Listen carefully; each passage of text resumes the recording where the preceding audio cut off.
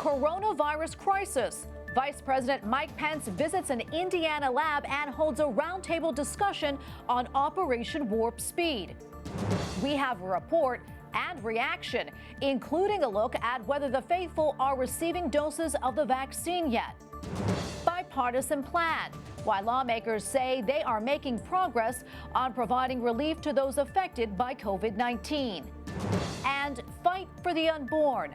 A Senate candidate in Georgia is facing criticism over his support for abortion access. On EWTN News Nightly for Tuesday, December 15th, 2020.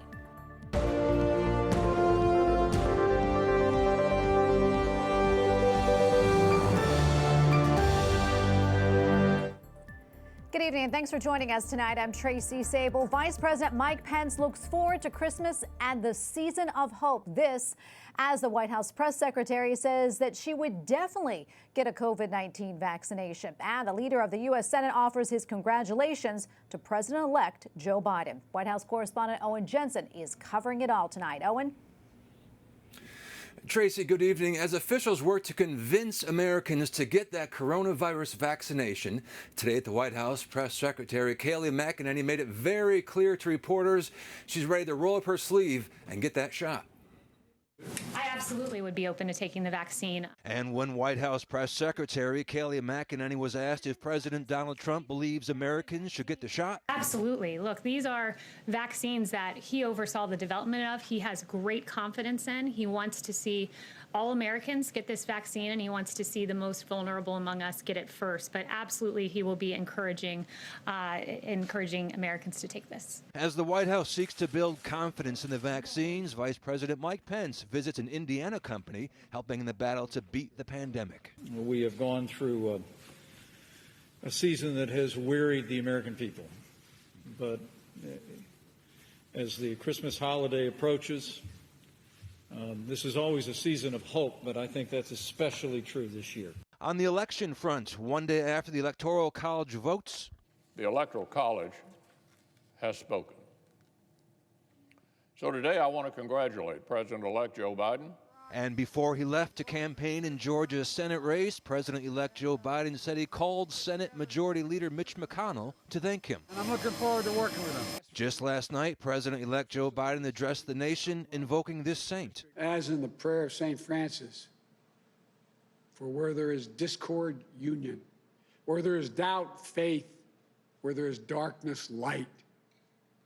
This is who we are as a nation. Also last night, President Donald Trump tweeted Attorney General William Barr will leave his role just before Christmas, saying the Attorney General has done, quote, an outstanding job. The Associated Press is reporting tonight that Joe Biden is expected to select former South Bend, Indiana Mayor Pete Buttigieg to lead the Transportation Department. Separately, Joe Biden is asking supporters not to come to D.C. for the inauguration to celebrate due to the COVID-19 pandemic. At the White House, Owen Jensen, EWTN News Nightly. Hundreds more U.S. hospitals are vaccinating their workers today as the rollout of the Pfizer vaccine continues. Meanwhile, the FDA reports another vaccine produced by Moderna appears safe and highly effective. This as the U.S. hits a tragic milestone. Correspondent Mark Irons joins us now. Mark? That's right, Tracy. According to Johns Hopkins University, the U.S. has surpassed 300,000 COVID deaths, and some of the hard-hit places, including nursing homes and long-term care centers, are in great need of this vaccine. About 400 healthcare facilities around the country are receiving their shipment today. Healthcare workers in New Jersey and Texas among the vaccine recipients so far as a massive U.S. distribution effort continues. Still, concerns of a tough winter ahead remain. Yes, this is a day we're celebrating, but no one should be mistaken that we are still in for several hard months. The warning from New Jersey's governor coming as the nation's coronavirus death toll climbs. All the more reason to vaccinate those most at risk, including the elderly, like this 96-year-old World War II vet in Massachusetts. States and other jurisdictions have decided who will be vaccinated in the early stages, drawing on their own best judgment. U.S. Secretary of Health and Human Services Alex Azar says all U.S. nursing home residents could be vaccinated by Christmas. We're just waiting to be told more information. Sister Constance Veet runs U.S. communications for the Little Sisters of the Poor. They care for the elderly in facilities across the country. Though nursing home residents have been given priority, there are concerns about supply. Some U.S. health officials, like the D.C. health director, have said they won't receive enough initial vaccine doses to cover all those in need. So then it's going to fall to each locale or each jurisdiction to make that hard decision about, okay, who gets these? Sister Constance says prayers continue for the end of the pandemic and a successful vaccine rollout for all. You know, we pray for that every day. Shots for nursing home residents will start in most states next week, and another vaccine could be on the way soon. The Food and Drug Administration says analysis confirms the effectiveness and safety of the Moderna vaccine. Thursday, a panel of outside experts is expected to vote to recommend that vaccine, and the FDA's final approval could come soon after. In the studio, Mark Irons, EWTN News Nightly. Talks on a long-delayed COVID-19 aid package intensified this afternoon. The House Speaker summoned other top congressional leaders to her office for a potentially critical meeting. Capitol Hill correspondent Eric Rosales reports. Eric? Well, House Speaker Nancy Pelosi also invited Treasury Secretary Steven Mnuchin to those talks. He attended by phone. Now, Speaker Pelosi is still defending her call for more money to state and local governments, but top Democratic allies of President-elect Joe Biden say that they support the $748 billion plan that was offered by lawmakers of both parties yesterday. We're not going home until it's done. Democratic Senator Joe Manchin and colleagues from both parties joined together to announce a pair of COVID-19 emergency relief bills. We're still standing here together as Republicans and Democrats, House and Senate members. And we have two different packages, but I think that too represents a reality. The $748 billion aid package includes money for businesses, the unemployed, schools, and vaccine distribution. The Democratic whip says he wants to see this bill voted on in the days ahead. Now it's going to be in the hands of the leadership. I hope that we can call it this week. We should not go home without it. The second bill proposes $160 billion to state and local governments, and it includes a liability shield lasting for a year and a half. The Republicans have come down from 5 years down to 18 months. I think that's a tremendous movement. The Democratic House Speaker has insisted on passing COVID relief with more money to state and local governments. But several Democrats endorsed the $748 billion proposal, increasing its chances of passing. So the answer, Madam President, really lies with Speaker Pelosi and the Democrat leader here in the Senate. Are they going to heed the bipartisan calls to deliver critical coronavirus funding, or are they going to continue to block relief for Americans? One outstanding issue, will there be a second round of COVID relief money going out directly to Americans? Well, that issue will likely be decided as more talks continue between the four corners. House Speaker Nancy Pelosi, House Minority Leader Kevin McCarthy, and the two leaders in the Senate, along with Treasury Secretary Steven Mnuchin. At the Capitol, Eric Rosales, EWTN News Nightly. Cardinal Pietro Parolin has returned to the Vatican following surgery. Officials say the Vatican's Secretary of State was released from a hospital yesterday. The 65-year-old was admitted to Agostino Gemelli University Polyclinic last Tuesday for scheduled surgery. Vatican City will offer the coronavirus vaccine starting in January. The Pfizer vaccine will be made available to Vatican City residents, employees, and family members who are over the age of 18. Last year, the Holy See employed more than 4,500 people. Joining us now with more is EWTN News Rome correspondent Colin Flynn. Colin, good to see you. So what are the Vatican's plans to roll out the vaccine? Tracy, good evening. Well, the Director of Health and Hygiene at the Vatican, Dr. Andrea Arcangeli, has announced it will be offering coronavirus vaccinations in January. Now, talking to Vatican News, Dr. Arcangeli said that it's very important, even in a place as small as the Vatican, to start vaccinations as soon as possible. Remember, there are only 800 permanent residents of Vatican City, which is its own independent city-state, but there are over 4,600 employees working in and around the Vatican.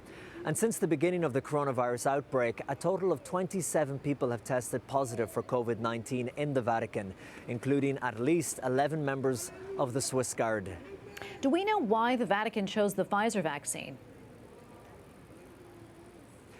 Well, at the moment, it's the only vaccine currently in the process of obtaining approval by the European and American health authorities. But Dr. Arcangeli said that the Vatican would consider other vaccines which are in production in different ways when they have been proven to be effective and introduced to the market.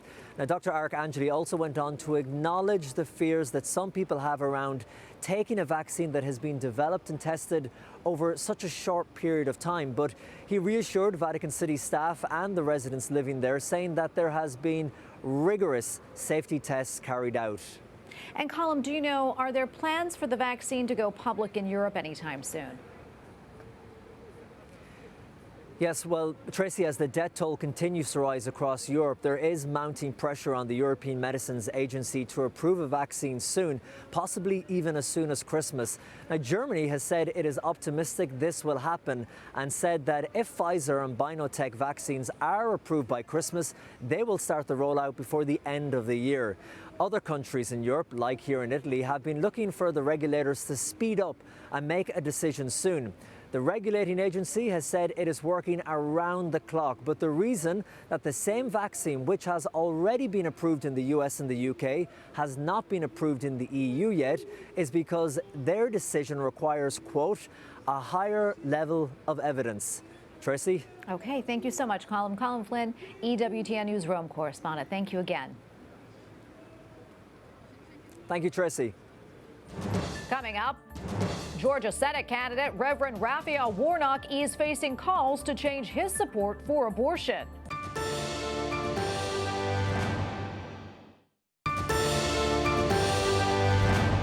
A group of Black Christian ministers are calling on Georgia Senate candidate Raphael Warnock to reverse his support for abortion. Raphael Warnock is a senior pastor at Ebenezer Baptist Church in Atlanta, but the Democrat who faces a runoff election in 3 weeks says his support for abortion is consistent with his beliefs as a Christian minister. He was quoted as saying abortion is a decision between a woman, her doctor, and her minister.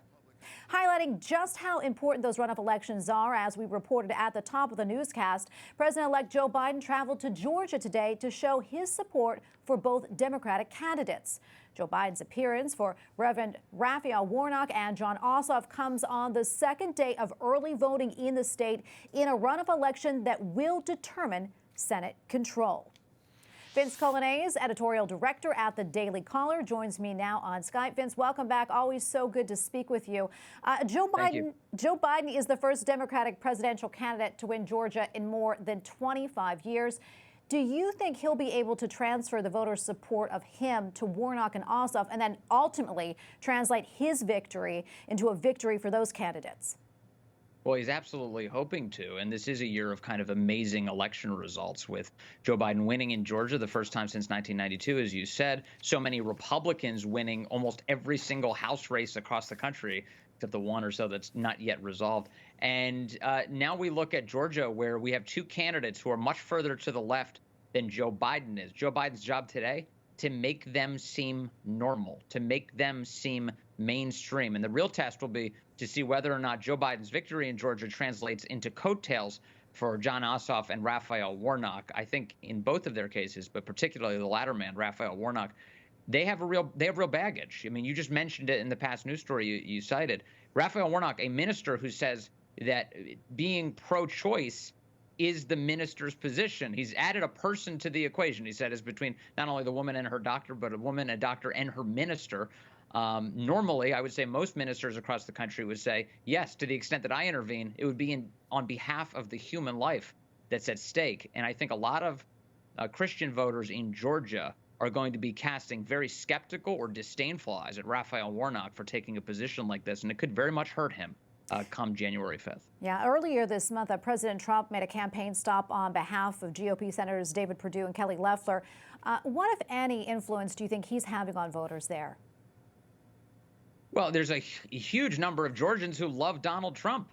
And many of them, of course, voted for him in this election. So the expectation is that the president needs to go in there, and he has been, and convince these voters to show up yet again in January, this time to ensure that the president's legacy remains intact. Because if Democrats can they have control of the House, they will soon have control of the White House.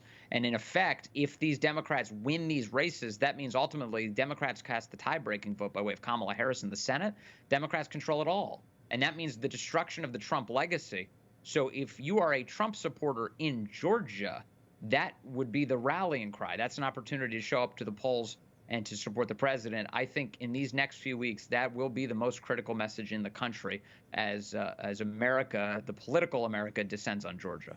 Vince, I want to turn now to some other stories that we're following. As you know, last night, Attorney General William Barr resigned. I'd like to get your reaction to that, and were you at all surprised by it? I wasn't surprised in the sense that it seemed to be coming in the last week or so. We started to hear signals that he was looking to exit. What I was interested in was the way that it actually went down. In the last 72 hours or so, the president of the United States had expressed frustration that Bill Barr had not revealed to the American public the existence of federal investigations into Hunter Biden, the son of Joe Biden, for that family's foreign entanglements. They were making money, and it appears trading on influence, trading on access to Joe Biden and the Biden family name.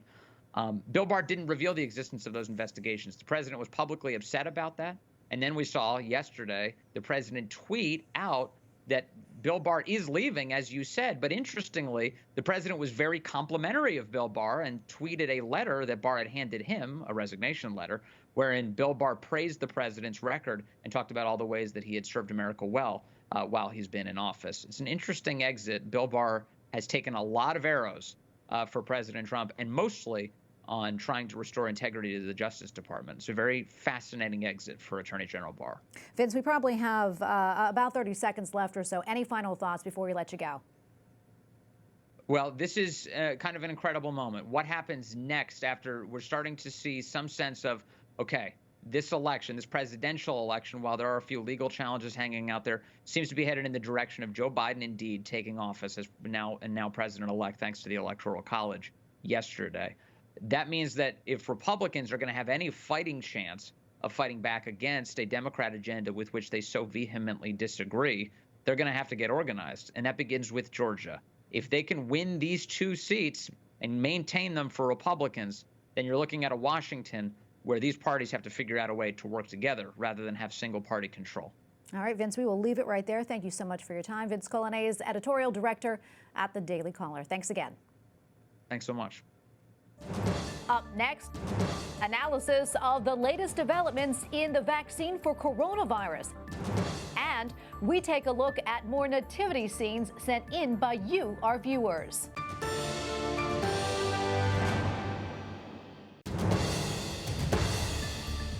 As COVID-19 vaccinations begin here in the U.S., a new survey out today indicates mixed opinions among Americans when it comes to getting vaccinated.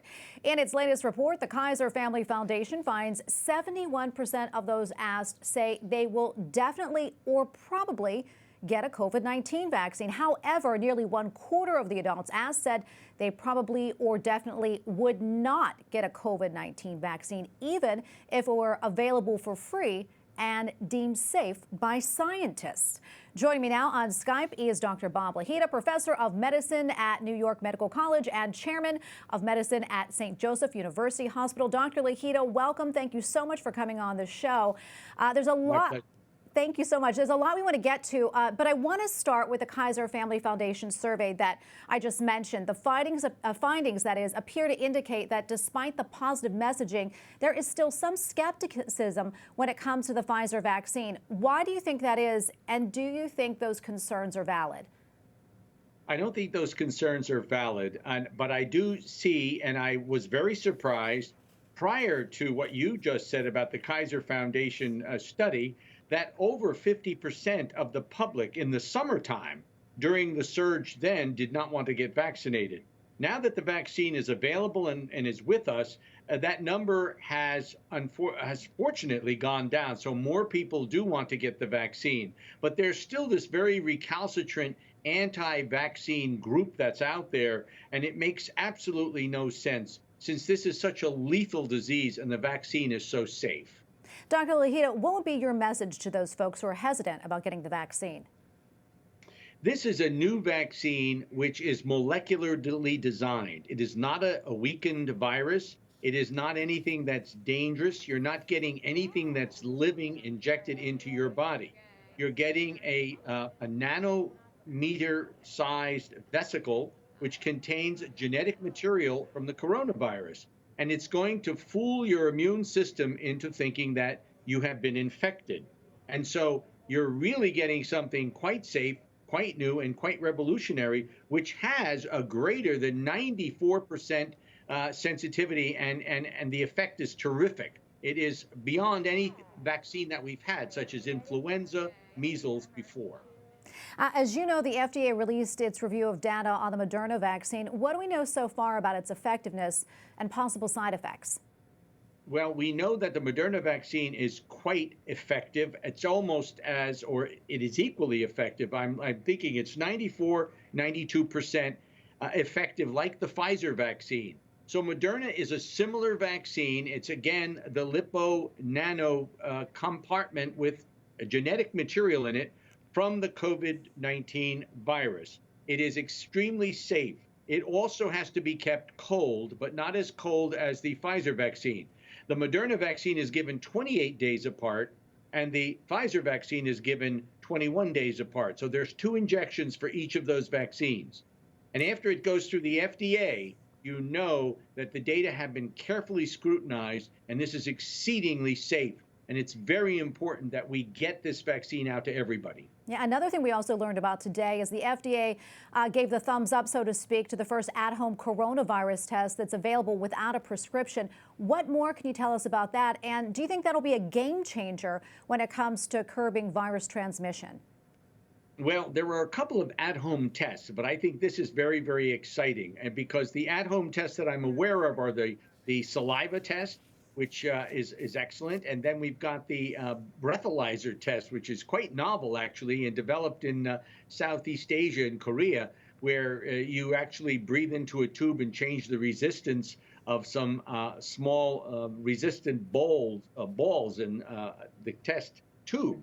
And so these 2 tests are very rapid fire. I don't know specifically which test you're referring to, whether it's polymerase chain reaction based or immunologically based. I would need to know which test it was. Well, either way, Dr. Lahita, a lot of exciting news on the vaccine front for sure. We appreciate you coming on the show. We really appreciate your time and what you do. Dr. Bob Lahita, professor of medicine at New York Medical College and chairman of medicine at St. Joseph University. Thank you again, doctor. Thank you. And finally, tonight, here's a look at your nativity scenes. We have received so many of your beautiful pictures, and we wish we could share them all with you. But we're going to start right here with Porfino and Ruth Lopez from Miami, Florida, sharing with us their nativity scene in the front and backyard of their home. It's so beautiful. Also, look at this right here. It's a sign on their roof. It says, "Jesus is the reason for the season. Indeed, he is." Next up, we head to Lansing, Michigan. This was sent in by Father John Byers. It's a picture of the creche at Immaculate Heart of Mary Parish. So beautiful. Okay, this one right here is from Toronto, Canada. Clara Creglia shared this nativity featuring figures collected from Italy, Lourdes, and Bethlehem. She said that her niece painted the wise men. Great job there. And that cloth is from Peru. And this one here is from Bill and Deb Winchester from Maine, a place I know very well. They sent this antique nativity scene picture to us. They say it has been passed down through generations. It is gorgeous. The figurines, they say, were made in Italy, and the stable was handmade in Massachusetts. And we thank you all for sharing them with us. And a reminder that you can send your creche photos to our EWTN News Nightly Twitter or Facebook pages, or by mailing us EWTN News Nightly at EWTN.com. And be sure to include your name and where you are from, and you could see them featured right here on EWTN News Nightly. And we thank you for watching tonight. For the entire EWTN News Nightly team, I'm Tracy Sable. Good night and God bless.